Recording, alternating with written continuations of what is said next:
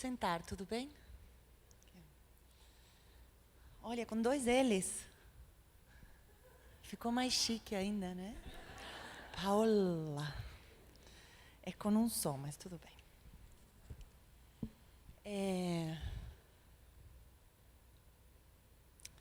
Bom, difícil falar depois dessas falas tão bonitas, tão inspiradoras. Eu já contei a minha história tantas vezes que eu fiquei pensando, ai, coitadas das mulheres, ouvir tudo de novo. Então, vou tentar pegar um momento e um momento da minha história e uma sensação, não é uma sensação, a palavra não é sensação, algo que aconteceu comigo que eu acho que eu gostaria de compartilhar, porque para mim foi muito importante reparar e foi muito transcendental a consequência de ter olhado para aquilo. Então, brevemente vou começar pelo começo. Sinto saudades dos tempos em que tudo o que eu tinha a fazer na vida era cozinhar. Cozinhar e mais nada. Saudades dos muitos anos em que eu fui apenas uma cozinheira anônima. Limpar, descascar, cortar, cozinhar, limpar, descascar, cozinhar, faxinar, limpar, cozinhar. Simples. Eu não sou o que se imagina de uma chefe de cozinha. Sou uma cozinheira. Sempre fui uma cozinheira e sempre serei uma cozinheira. E parece que sopra um ar fresco e abundante dentro de mim, e minha alma sente um alívio enorme quando escrevo e leio essas palavras. Eu sou cozinheira e sempre serei cozinheira.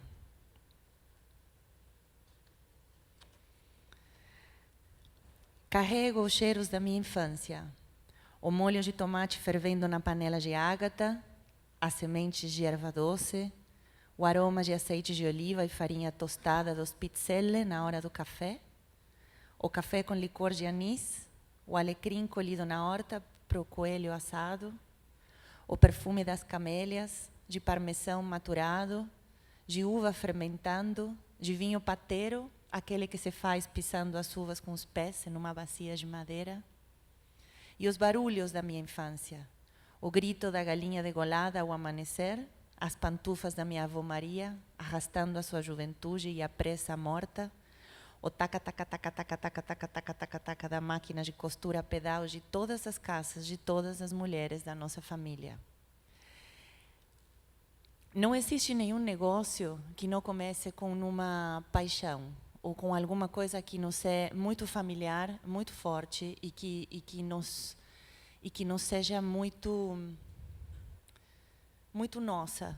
Não conheço histórias de sucesso ou histórias de negócios que começaram porque alguém quis imitar o que outra pessoa estava fazendo e não fazer uma coisa que seja íntima, uma coisa que seja nossa. Eu quis ler esses textos do meu livro porque o que me fez ser cozinheira foi a vida mesma. Eu não fiz uma escolha inspirada em outras pessoas. Eu apenas senti. Eu fiz o que eu vi fazer. Eu fiz o que eu vivi. Eu repeti o que as minhas avós faziam. Eu senti um desejo muito grande de cozinhar a minha vida toda, porque cozinhar era para mim uma forma de me conectar com o momento onde eu estava e entregar e doar e dar alguma coisa para os outros. E eu me dei bem na cozinha, não financeiramente no começo, mas eu me dei bem porque tive a sorte de poder estudar trabalhar em bons restaurantes, viajar através da cozinha. E quando eu tinha 30 anos, abri o meu primeiro restaurante aqui no Brasil. Não foi nada fácil, mas a gente não vai falar disso agora. Mas eu abri o meu primeiro restaurante aqui no Brasil. E eu descobri que eu não descobri, eu foquei muito nesses anos de cozinheira, em cozinhar muito bem, em me conectar com o romance e a poesia da arte e da gastronomia, em querer ser quase perfeita nas coisas que eu fazia, nos pratos que eu servia, nos ingredientes, nas pessoas com as que eu trabalhava, do jeito que me comunicava, no salão do restaurante. Tudo tinha que ter um grau de perfeição e de romance e de poesia tão gigantesco. E eu era uma doadora constante dessa minha energia e desse meu tesão por fazer coisas, que eu esqueci que o que eu estava fazendo era um negócio. Pensar na palavra negócio até me parecia quase o oposto ao romance e à poesia do que eu tinha para oferecer. Não me parecia normal nem bom olhar números, planilhas de Excel ou lucro no final do mês. Por que eu tenho que receber se, na verdade, eu sou uma doadora? Eu estou doando o meu tempo, meu amor, as minhas mãos que amassam o nhoque, o meu tempo em pé, as minhas varizes, ou as minhas pernas cansadas, as minhas 500 horas dentro da cozinha. Eu, de alguma maneira e sem querer, eu sentia que ganhar dinheiro com o que eu estava fazendo estava errado. E não sei se era uma sensação consciente, ninguém trabalha para não ganhar dinheiro, mas de alguma forma eu não estava olhando para o lucro ou para o negócio da forma como eu deveria.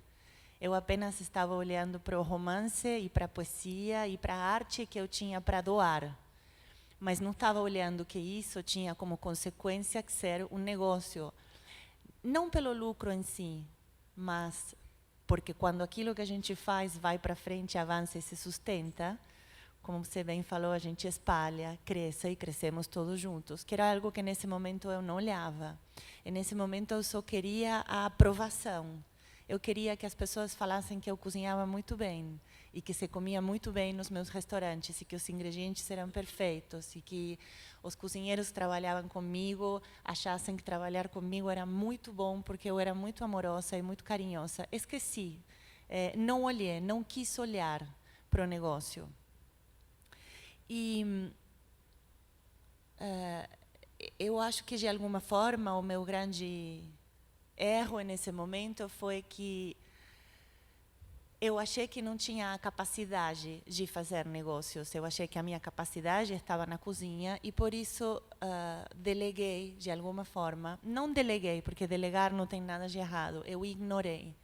E, ao ignorar, deixei essa administração, a responsabilidade dos negócios em mãos de outras pessoas, sentindo que era muito melhor que outro fizesse e que eu não tinha a capacidade de fazer, ou de olhar, ou de controlar, porque não era meu métier, não era meu aprendizado, eu não tinha feito faculdade. O que eu entendia de números? Eu sabia muito bem fazer ravioli, nhoque e molho de tomate.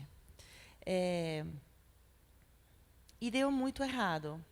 Deu muito errado, porque nesses meus anos de ignorar que parte do que eu estava fazendo tinha que ser um negócio, eu quase fracassei. Ou seja, os meus negócios quase fracassaram. Não ganhei dinheiro. Não somente não ganhei dinheiro, como que no final do mês eu perdia dinheiro, porque tudo que eu fazia era para que o restaurante esteja incrivelmente bonito, as flores mais incríveis, os ingredientes mais maravilhosos, mas eu não olhava uma das almas do negócio, que é a administração, que o negócio seja um negócio que funcione. Senão, não é isso, não é uma empresa e não é um negócio. O negócio tem duas coisas. Sem alma e sem poesia não existe, mas sem negócio, a alma e a poesia também não existem. O momento da minha virada, e quando eu consegui conciliar as duas coisas, foi quando olhei para aquilo que eu não gostava, para aquilo que eu não entendia, ou para aquilo que eu tinha medo, nos olhos. Quando eu peguei a administração dos meus restaurantes na minha mão, e mesmo sem entender realmente, apliquei os princípios que eu conhecia do meu métier e da cozinha dentro do escritório, do computador e das pastas. Não é um bicho de 7 cabeças. na verdade, não é tão difícil. Eu entrei, comecei a olhar, apliquei a mesma ordem, a mesma disciplina que eu tinha dentro da cozinha, em uma coisa que eu não sabia e não entendia, mas era necessário que eu olhasse. Se eu não fazia aquilo, ninguém ia fazer por mim. E a única forma de delegar, não ignorar, mas delegar ou abrir mão daquilo que você não pode fazer dentro do negócio, porque ninguém vai fazer tudo. A gente não pode ser, eu acho, quem cria e quem faz acontecer e quem controla. É necessário que tenha pessoas em cada lugar. Mas a forma de que isso aconteça é quando sabemos, quando nós não temos medo de olhar para aquilo que nos dá medo. É meio redundante, mas a realidade é essa. Ontem à noite eu cozinhei para alguém que eu admiro muito e eu estava muito assustada em cozinhar para essa pessoa. Estava morrendo de medo. Fazia muito tempo que eu não tinha tanto medo. E eu me deixei entrar nesse medo e eu me senti muito corajosa, porque eu reparei que os corajosos não são aqueles que fazem as coisas e não sentem medo. Eu acho que isso não existe. Eu acho que os corajosos são aqueles que sentem muito, muito, muito medo mesmo, e dentro desse medo eles vão lá e fazem. As minhas grandes conquistas, elas chegaram para mim depois de errar, de fracassar, e de olhar para isso que me dava medo e que era algo que parecia que eu não tinha capacidade de fazer, olhar, enfiar o nariz dentro, mergulhar, desmembrar, juntar, entender e passar pelo meu filtro e fazer acontecer. Hoje em dia eu tenho um sócio incrível e ele tem muito mais talento do que eu para administrar e para cuidar dos números e da burocracia de um negócio, porque ele gosta, e isso permite que eu possa cuidar do meu outro lado. Mas a única forma de eu... o motivo pelo qual ele apareceu e o motivo pelo qual a gente funciona da forma que funciona, se dá muito bem, foi porque eu fiz esse espaço também. E eu fiz esse espaço entendendo que a gente tem que tomar controle dessas coisas, não dá para ignorar. Não sei se eu estou sendo muito clara. Tem muitos negócios que vêm da base do negócio puro e tem outros negócios que vêm do romance e da paixão. Não todos os negócios são iguais. Os que envolvem arte, como maquiagem, como produtos de beleza, como roupa, como cozinha, como atendimento ao cliente, essas coisas vêm de uma paixão e de um desejo de doar e de se dar muito grande. Às vezes, conciliar isso junto com o negócio é meio difícil. A única forma que eu tive para que isso acontecesse foi deixando de ignorar e entendendo que eu tinha muito medo de fracassar nisso. E eu só fracassei porque não olhei. Na hora que eu olhei e eu me joguei, eu comecei a ser bem-sucedida. Então,